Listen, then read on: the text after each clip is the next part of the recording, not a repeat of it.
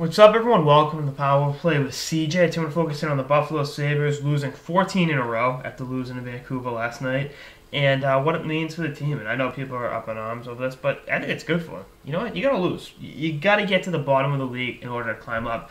And getting the worst record in hockey guarantees you a top 2 pick. And I know McDavid's clearly the better prospect. I've said that 100 times, but I think Eichel is a franchise-altering talent himself. Therefore, secure yourself a top 2 pick. You add either McDavid or Eichel to a pretty good, nucleus with a guy like, Reiner, and then, you look at, Ristolainen, Zadorov's playing well, and I think Grigorenko and Army are still, doing their duty in the AHL. You look at what, Detroit has their prospects do, with the Gustav Nyquist and Thomas Tatar, they got to do time in the A. They're doing that. By the time they're ready, you add McDavid or Eichel, they've got that second first-round pick. I think 3 total in this draft, because they get the St. Louis one, and obviously the Islanders one in the Vanek trade. So, good. I mean, they've got the ability here to have a bright future, and I think, honestly, if they were to get McDavid, I could see them in the conference finals in 2 years. I really think this team is doing the right thing here. You can talk about the integrity of the game and all that bullshit, but the bottom line is you need to... Being mediocre is the worst place you can be in the NHL or any pro sports league. You need to be really good or really bad, and the Sabres are perfecting being really bad. They've gotten better at it than the Edmonton Oilers, and at least I know with Buffalo's ownership and their front office staff, they know what they're doing as a team. Edmonton's just a lost cause that sucks. Buffalo, they got the pieces to build a better future than what they have going on right now. Quite frankly, that's all you need.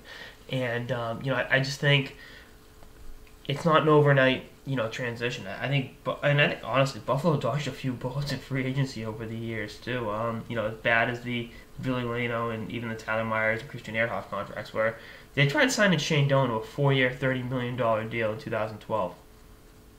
Can you imagine this team would? I mean, and I talked about it, yesterday about Donor and his loyalty.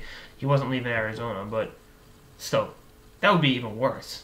Because they'd be a little, maybe 1 or 2 wins better, but I don't think it'd be clear of Edmonton. And this is what happens.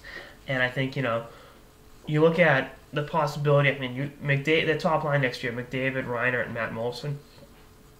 That's a very good top line in the NHL. And then the other pieces kind of fall into place. And you allow see if Grigorenko can make the squad next year out of camp full time. You see. What's Army going to be? What's Gergenson's going to, will he be a top 2 line player? Stuff like that. That's going to be, pretty interesting. So, I think the goaltending situation, that with between Roth and Neuvirth, see what happens there.